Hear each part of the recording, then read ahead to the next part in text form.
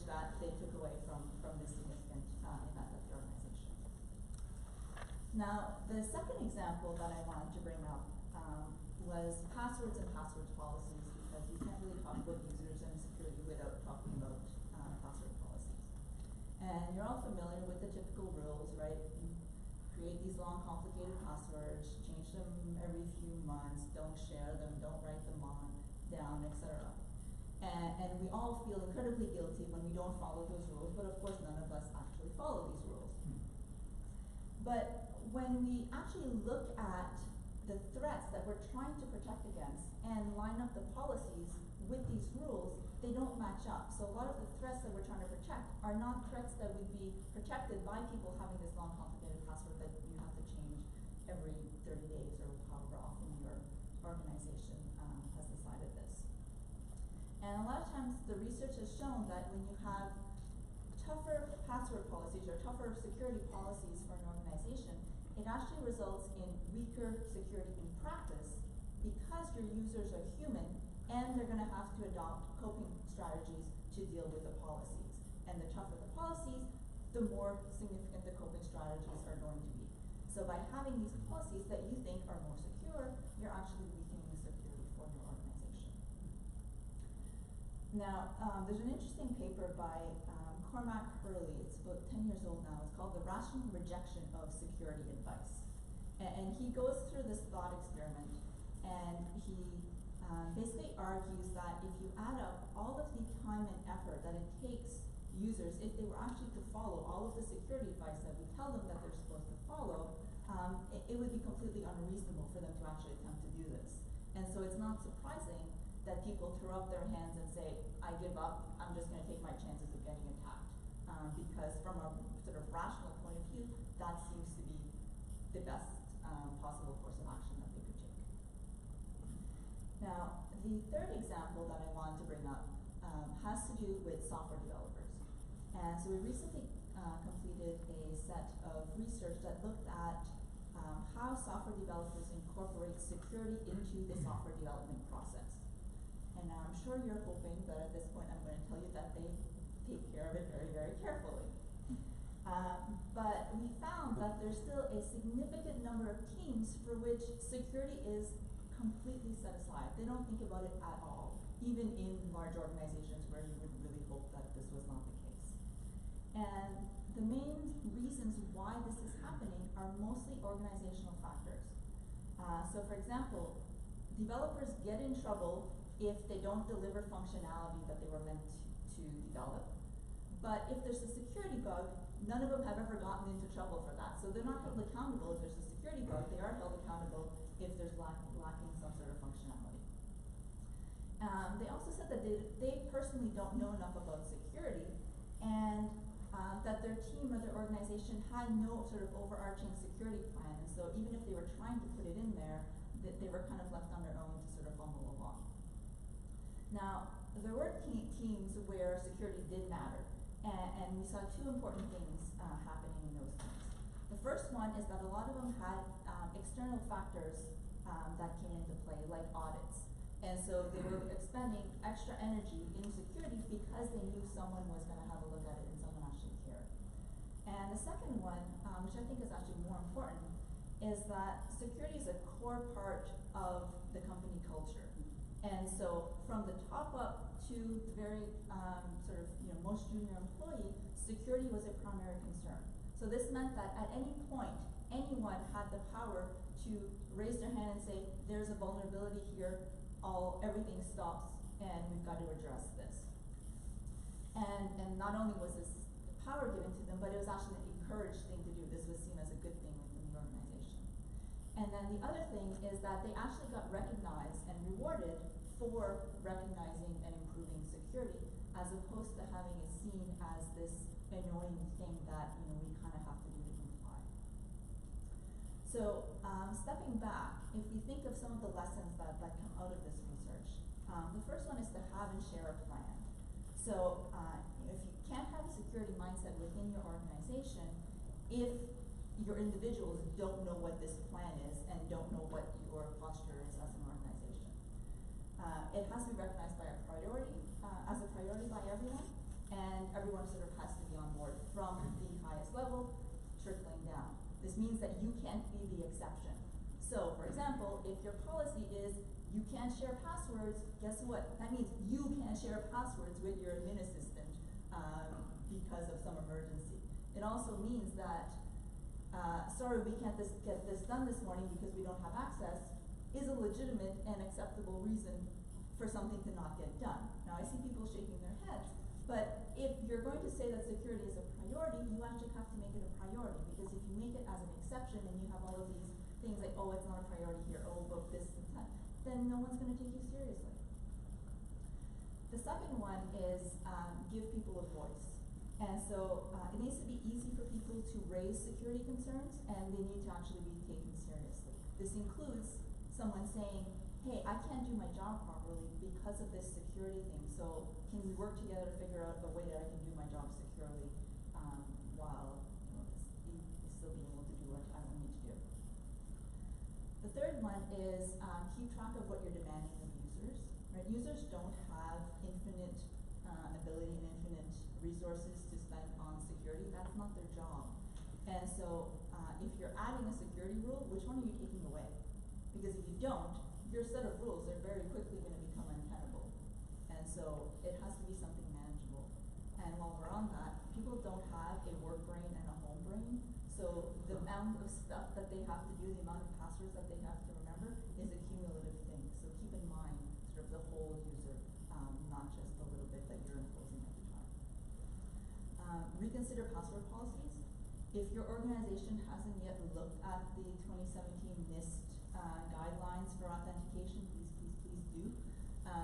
They are much more realistic in terms of setting regulations and setting rules that people are actually able to do, as opposed to the sort of traditional security policies that we're used to looking at. And then the last thing I wanted to mention is to offer user-centric training.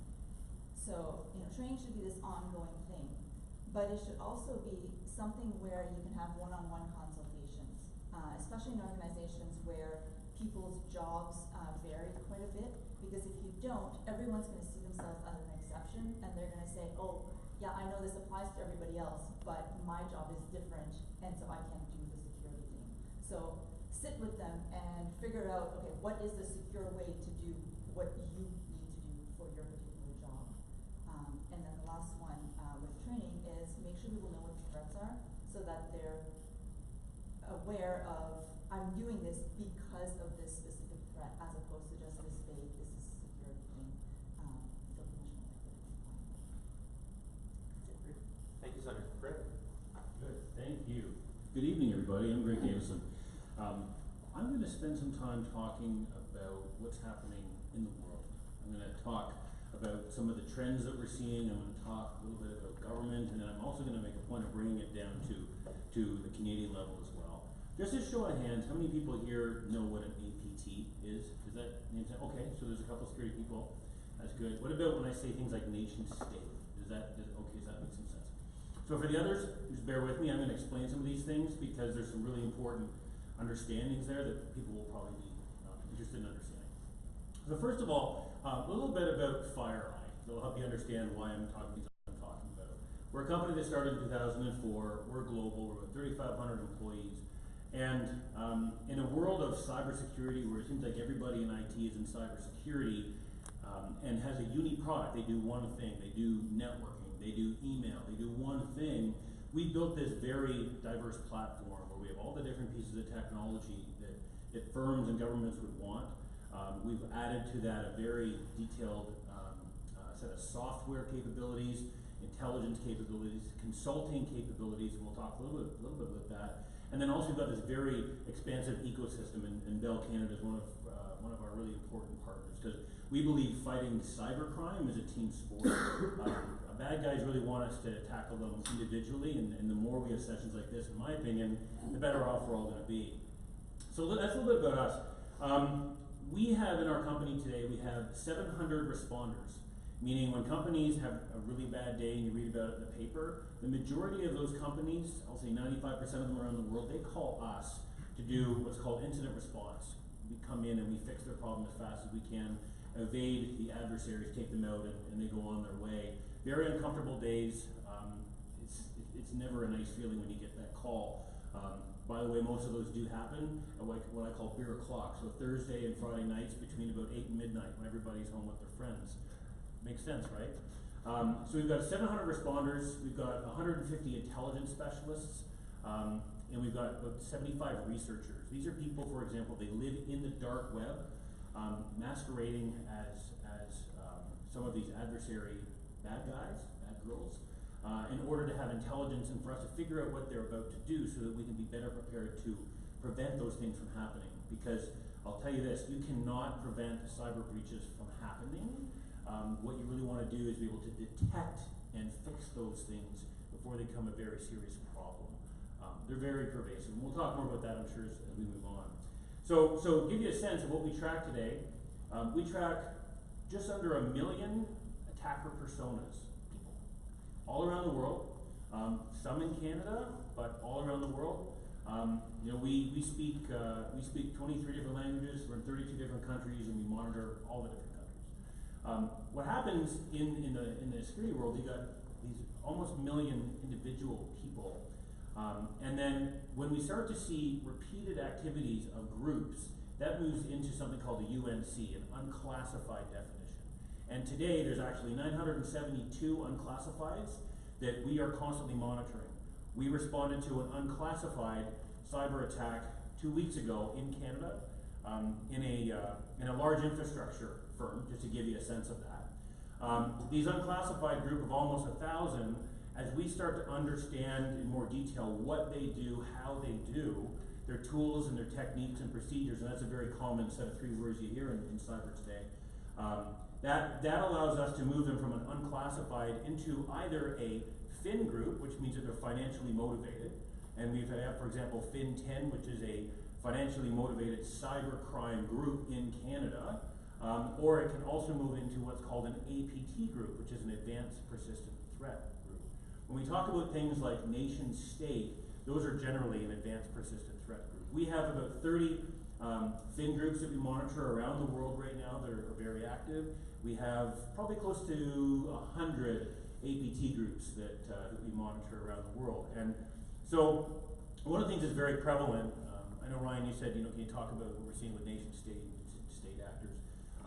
A good chunk of cyber activity that you read about, hear about, you see, is nation state. It's governments that are sanctioning and funding these groups to go and do the things that, we'll talk about some of the motivations that happen. But right now, I can tell you that every modern state is developing a cyber capability.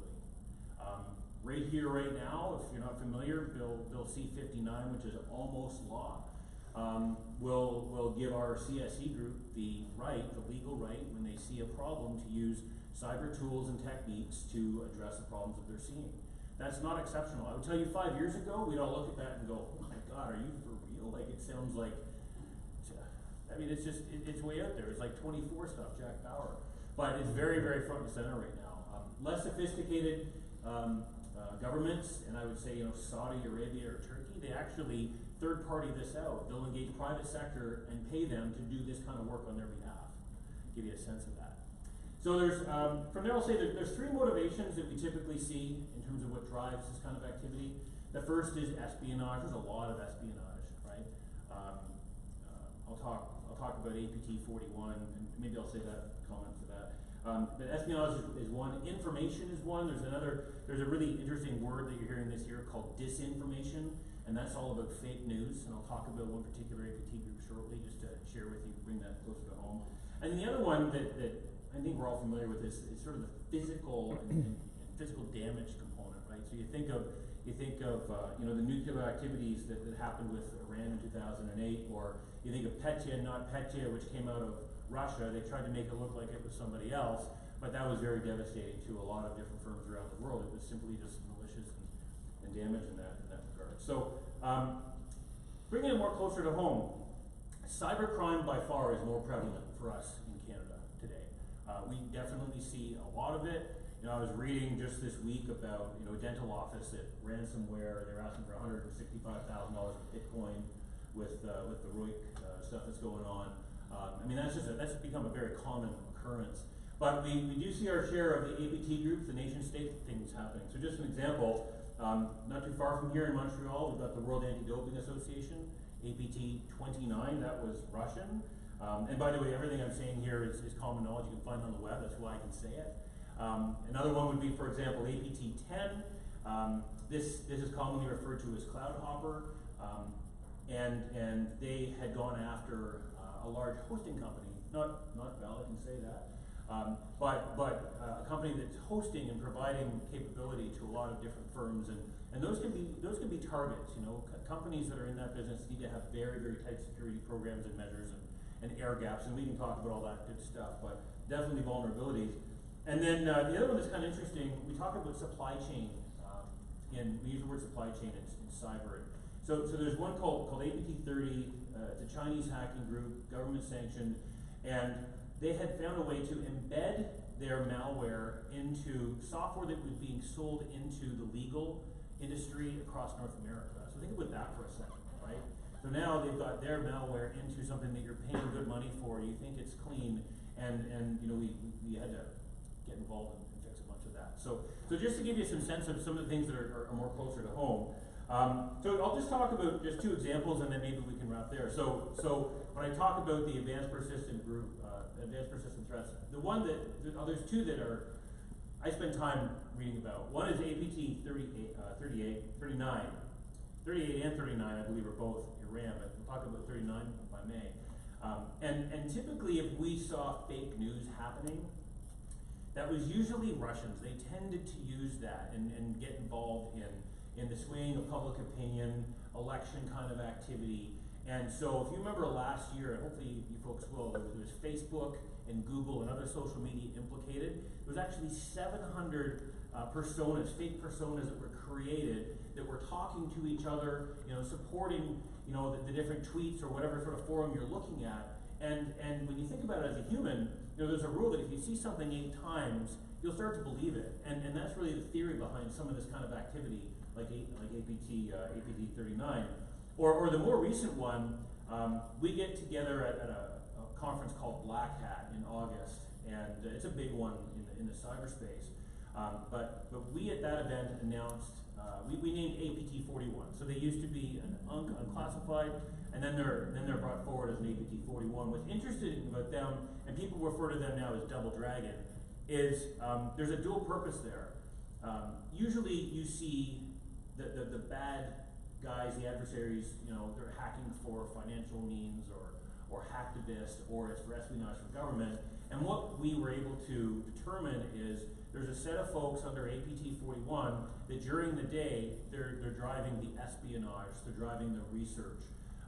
You know, they would look at phone records and hotel records and texts of places before, you know, figureheads from China would arrive to, you know, make sure that everything was okay.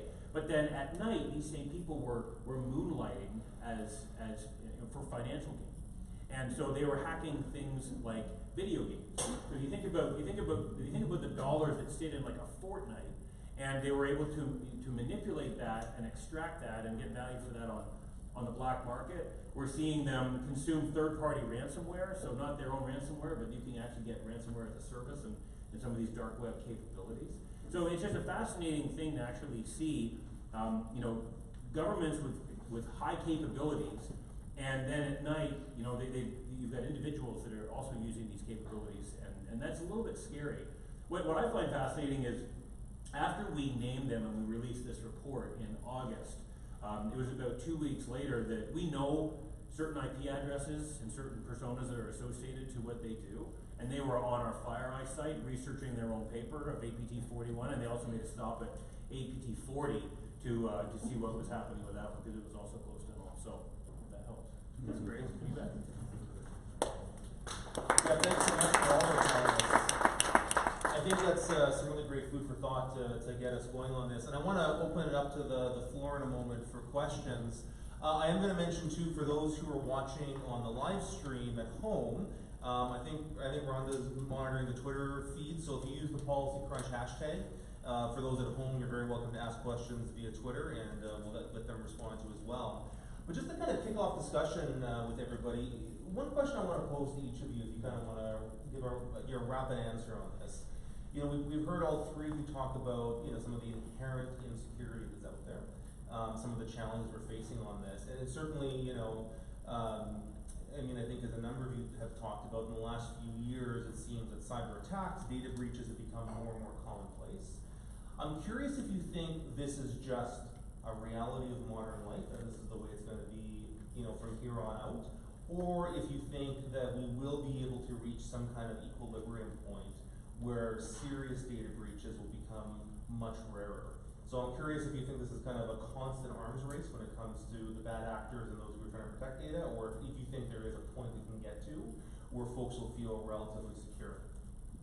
Greg, I'll pass you the microphone first, and we can maybe pass it on down. Let's put you in the spot. Okay, so I live in Aurora, which is close to Newmarket in Toronto, and I live, in fact, Connor McDavid is about 3 kilometers from my house. And I would say that what you're describing, it's kind of like, I mean, I like your analogy of locking your car, Dominic, I think that's relevant. But to me, it's like pulling out a net in my street, giving myself a stick, and I'm now trying to play goalie and defend against Connor McDavid. Connor McDavid will get a bunch of shots on me, there's no doubt. So I've got to defend everything, and Connor only has to get a couple in, if that makes sense. I think it's not going to go away. I mean, if you look at the money that the bad guys earned last year, you hear statistics of, you know, $600 billion was earned. Think about that. And, you know, these are people that don't even have to leave their bed. They see a computer with, you know, an IP and a high network pipe. I mean, you laugh, but that's just the reality of it, right? It's extremely lucrative. If I was going to be a car thief, I'd go and instead learn how to hack. It's probably more profitable for me, right? You know, similarly, you know, in Canada, I hear the statistic it was about, you know, $3 billion. That's still a massive number. So I think there's definitely an attraction there. I would say this, that rather than thinking about it going away, I think we have to think about the problem different. And I love what both of you were saying in terms of thinking about it different, right? A lot of people say, oh, I can prevent this. You cannot prevent it. We know more about the adversary than any other cyber company in the world. And I'm telling you, if anybody gives you a guarantee that they can prevent these things, I want in and make it financial, please, I'll sign the contract. Because it'll be profitable for you, I promise. So you know, you shift away from preventing these things to instead, I would say, you know, you run preventive measures. You have door locks because it now takes an effort for a bad person, time and effort to go and expend to try and get a benefit. And instead, they might pass your car because it's locked and go to the one that happens to not be locked, right? It's not a bad thing for you as a car owner. But really what we're seeing is we want to help the whole market pivot to detection and being able to respond. It's kind of like, you know, when you've got a smoke alarm in your house, or in this room here, we've got sprinkler systems. They're there so that if there is a fire, we might have to replace the carpet, but the building's not going to burn down, right? We want to impede that attack life cycle before it has a chance to cause serious harm. Make sense? Go ahead. Alright, so I guess I totally agree, and a couple of other things that came to mind as you were speaking from the user's point of view. One is that, you know, as users, we tell them do all of these security things, do all of these security, but like we're not guaranteeing them security, right? They're not getting security out of this. They're just getting that, you know, maybe they won't get hacked today, and so they're getting basically baseline out of this, and so it's a very hard proposition to sell people when that's sort of the outcome to it. But I agree that it's not going away, and it's going to continue to evolve as the different technology evolves. And I completely forgot what Well, I started by saying adapt and think that it's a non-secure world. So I think that's the reality. Is it going to change? Is it going to evolve? I think it's going to evolve for sure, because more companies now are taking the large breach very seriously.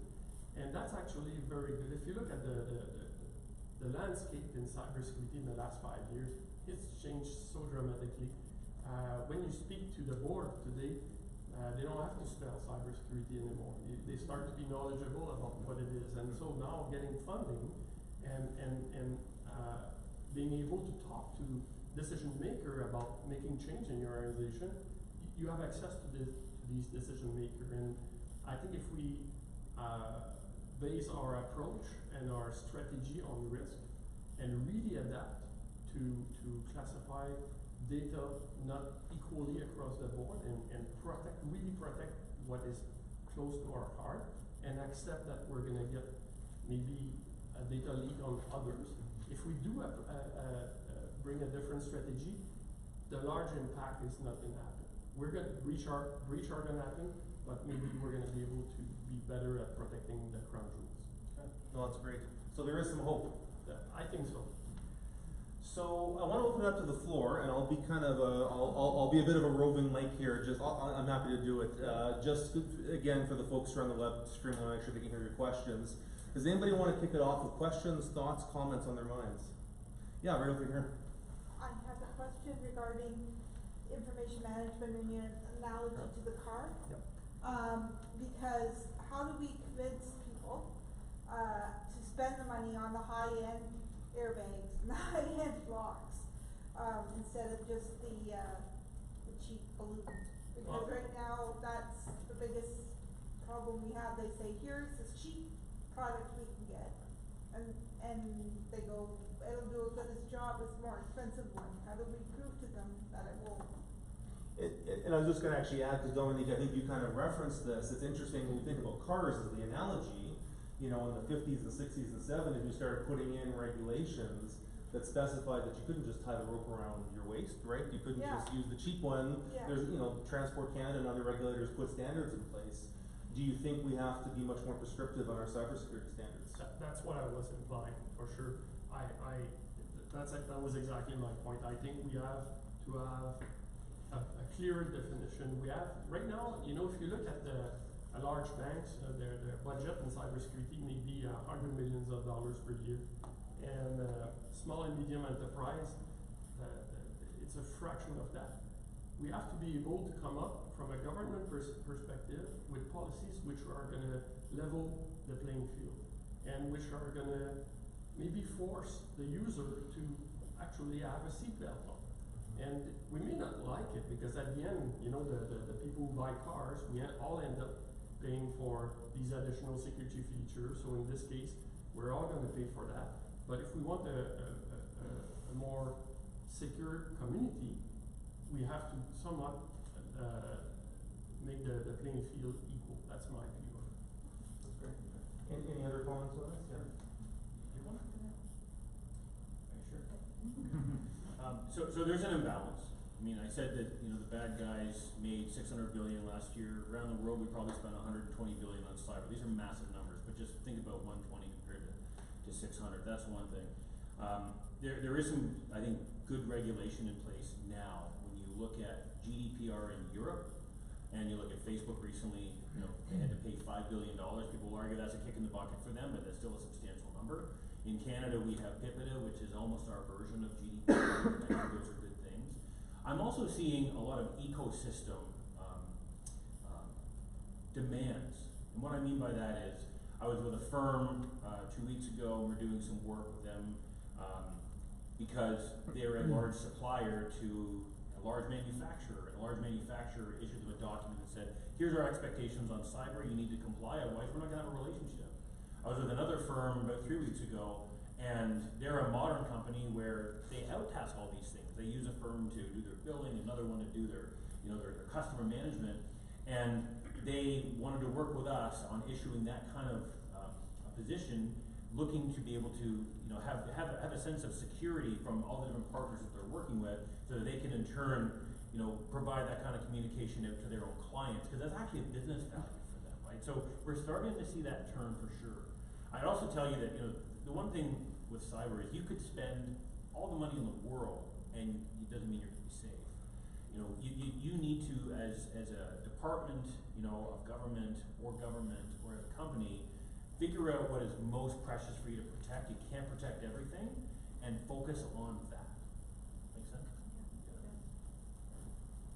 I think in the back we've got one here. Michelle, come over to you. Thanks, Ryan. Dominique, you raised the specter of the talent shortage and mentioned that the federal government may have some role to play in addressing that. I'm wondering for all of you, how the public sector and the private sector can best work together, and what is academia's role as well in addressing these challenges when essentially everyone is competing for the same individuals and the same talent. So is there something that we can look at from the perspective of identification and development and that is sort of beneficial on all sides? Great. Maybe Sonia, maybe I'll pass it over to you first, and then we go to the rest of the folks. Sure. So I know at Carleton, our cybersecurity stream it is growing. So there is increased interest in this, but it's still a relatively small stream when you compare it to the game stream, right? So as a 18, 19-year-old thinking of what am I going to do for the rest of my life, there are things that still look more exciting than cybersecurity. So we've been looking and thinking, how do we make this more attractive? How do we make it so that they see the challenges in this? They see that this is something where they're going to be interested. It's going to be ever evolving. It's going to be something that's not going to get stale after a while. So we're trying to work on how do we get their interest that way.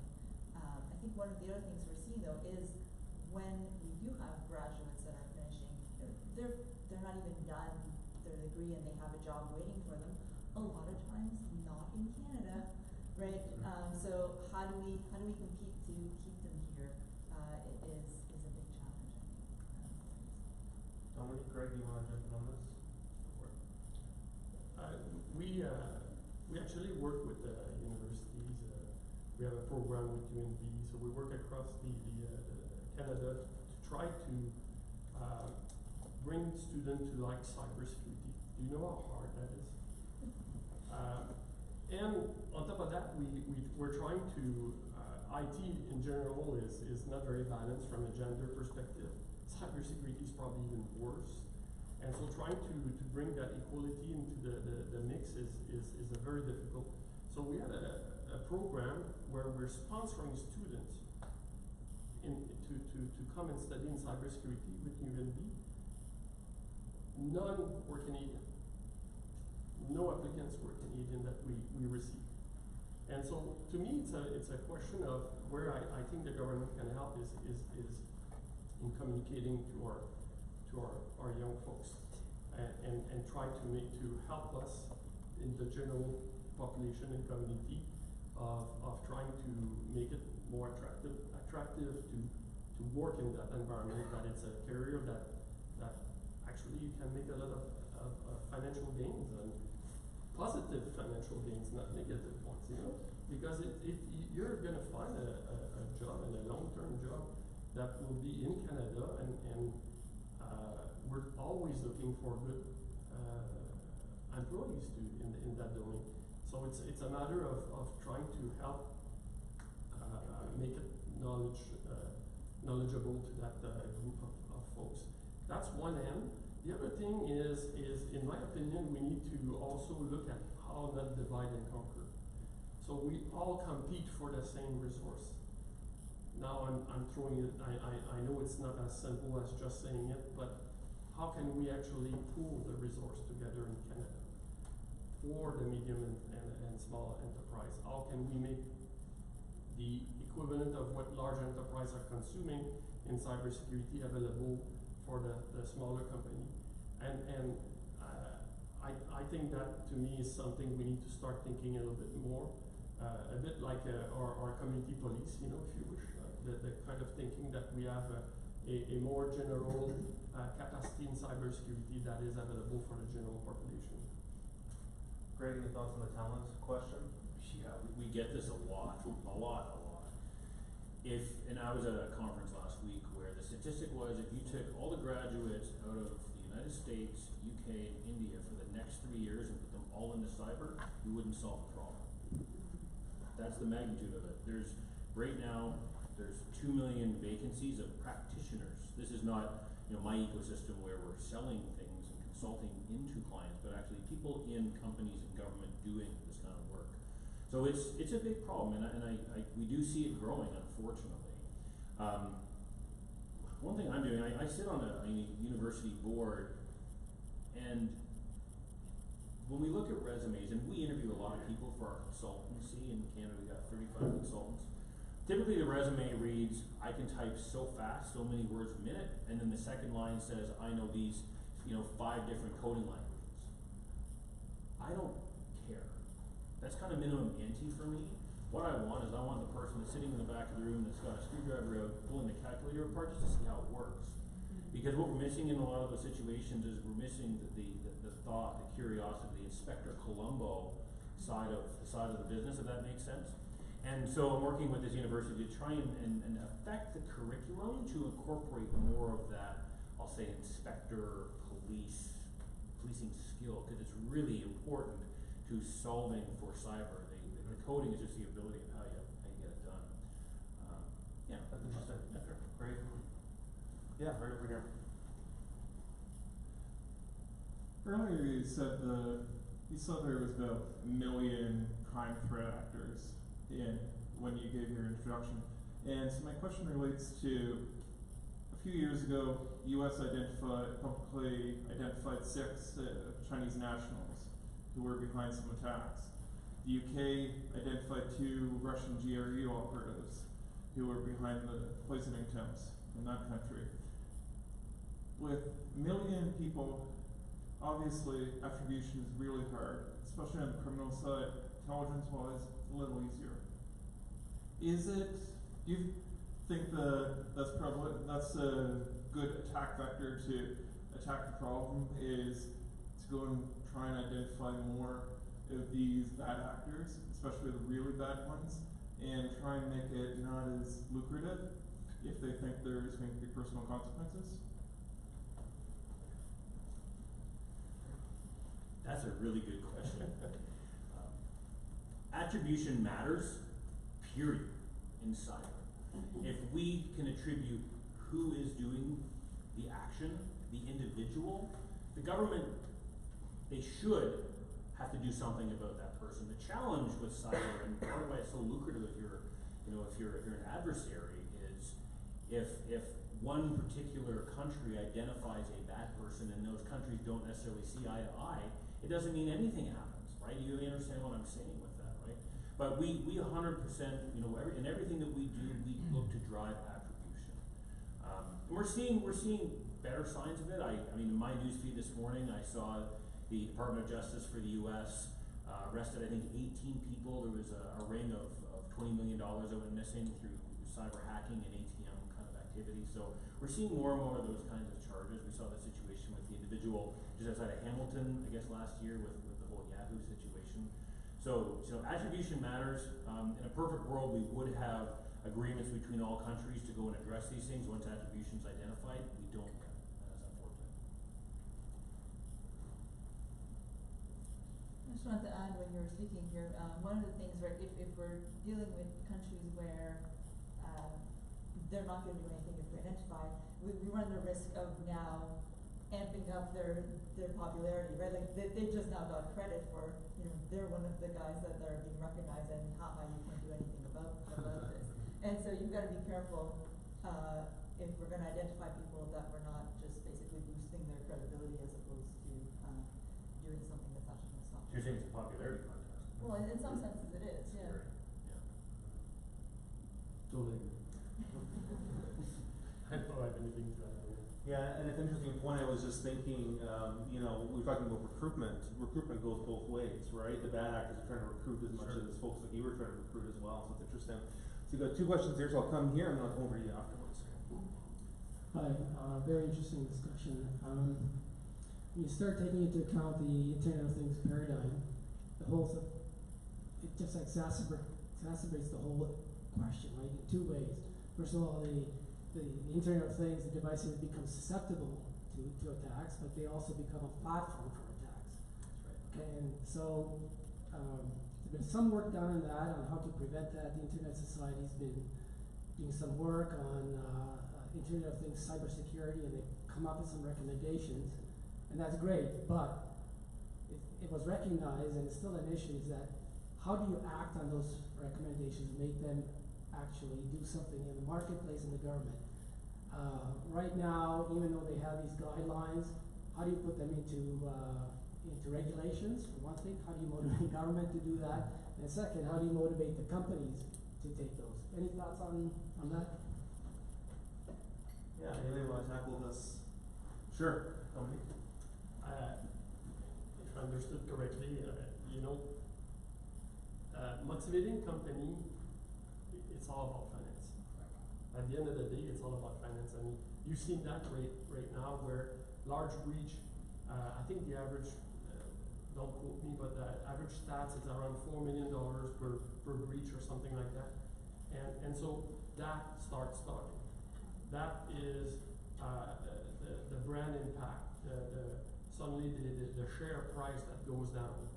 This is what the boards, at the end of the day, I always, I try to make people fun because they like, unlike IOG, we are a for-profit organization. So we actually, when that doesn't happen, actions get taken. And unfortunately, that's the truth. And now you see it happening because it's public. So that's one side.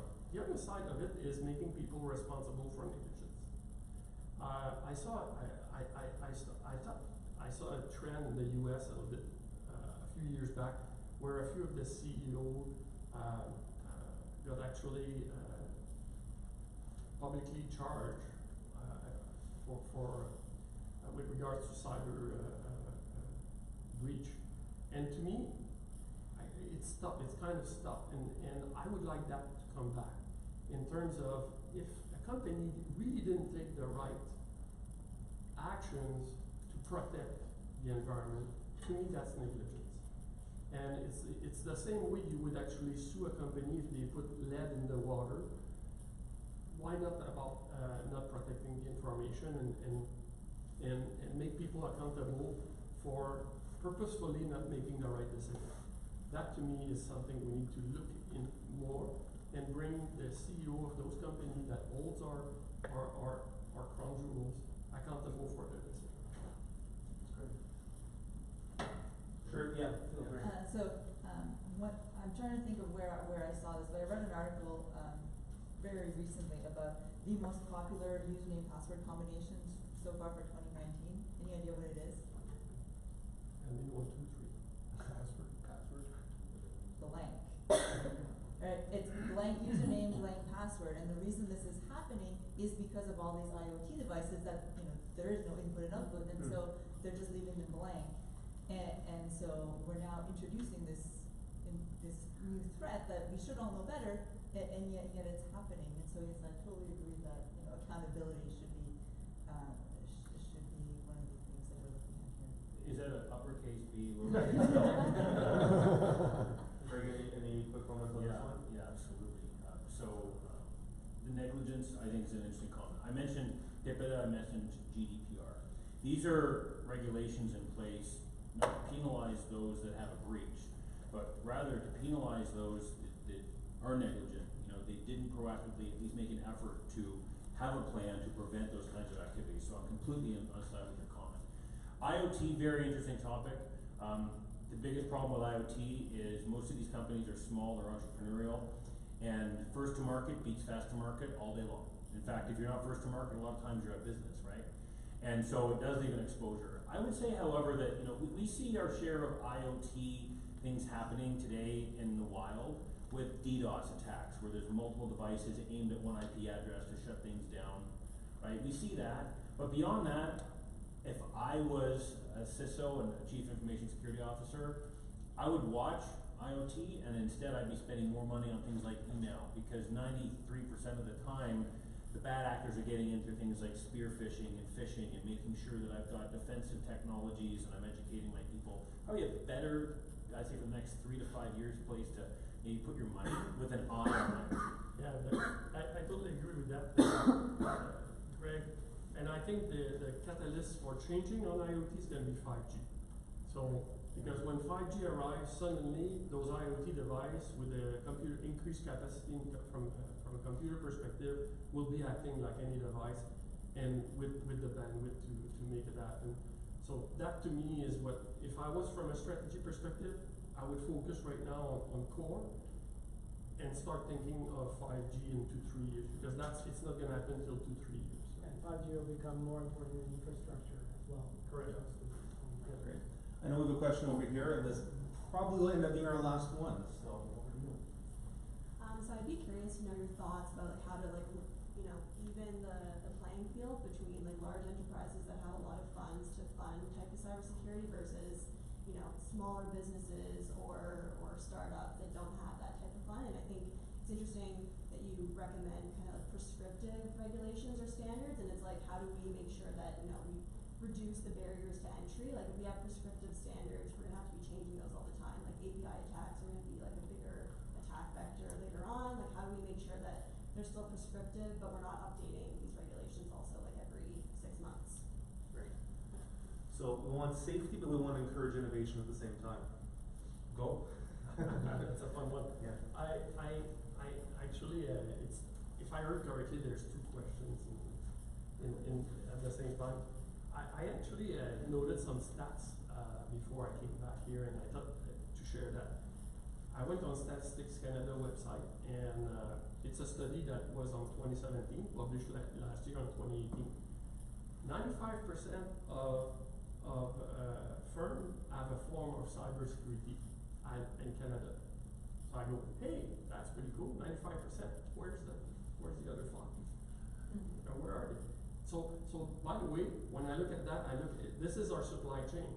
This is from a government perspective, or from large enterprise, the small, medium market in Canada is our supply chain. That means that's where the attacker usually vector their attacks.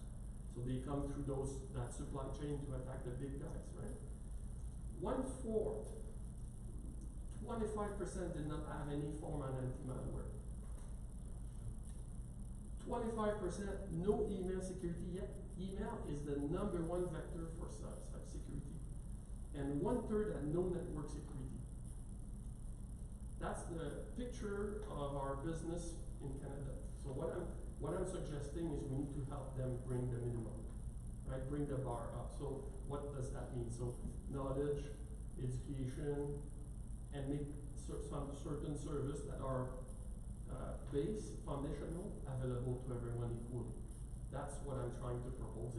I don't have the secret and magic sauce, but I think that for the small, medium enterprise, if from a Canada perspective, we were able, a bit like universal care, to have universal cybersecurity, you know what I'm saying? Like some sort of service that they would have to pay, obviously, but that is foundational to everyone and available at a reasonable price. I think that would help bring the cybersecurity posture across Canada.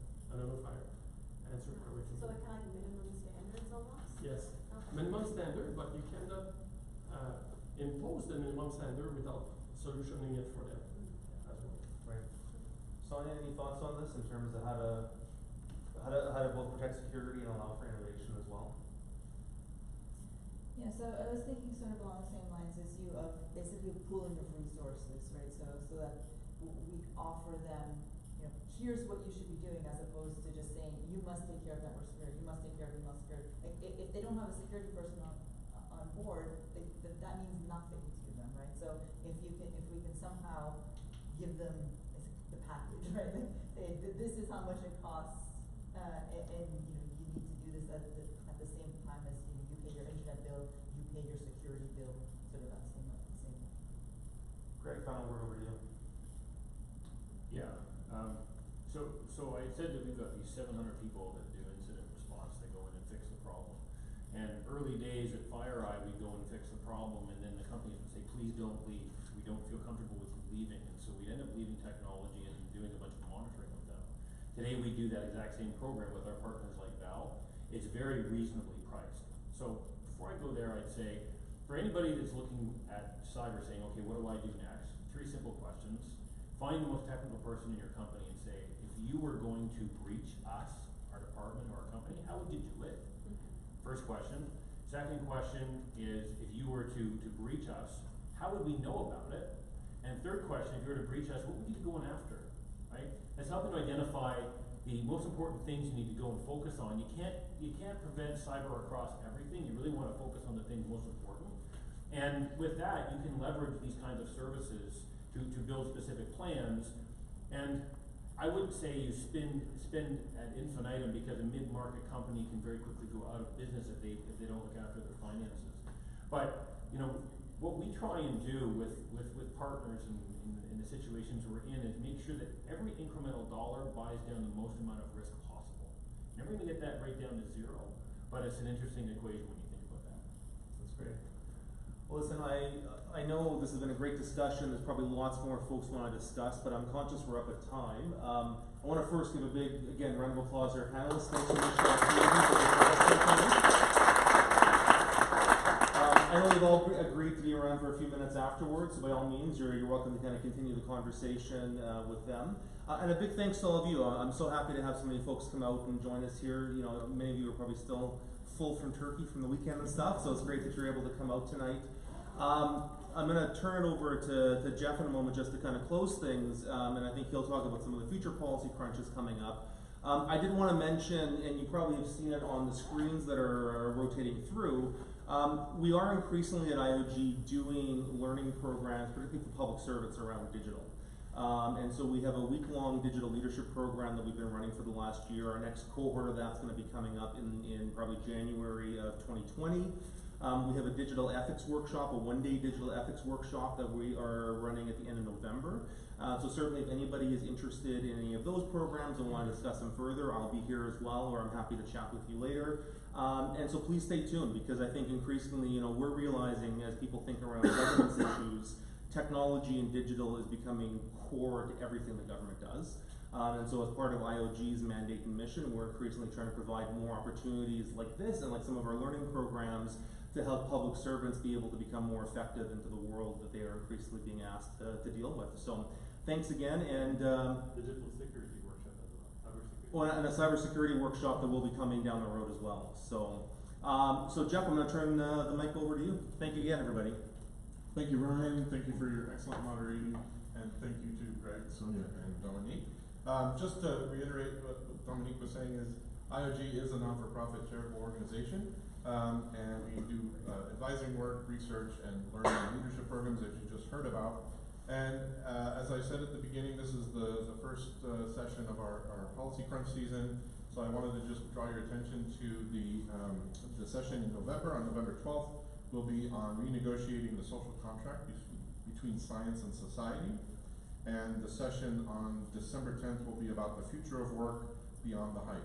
So we encourage you to come back for future sessions of Policy Crunch. And thank you all for coming.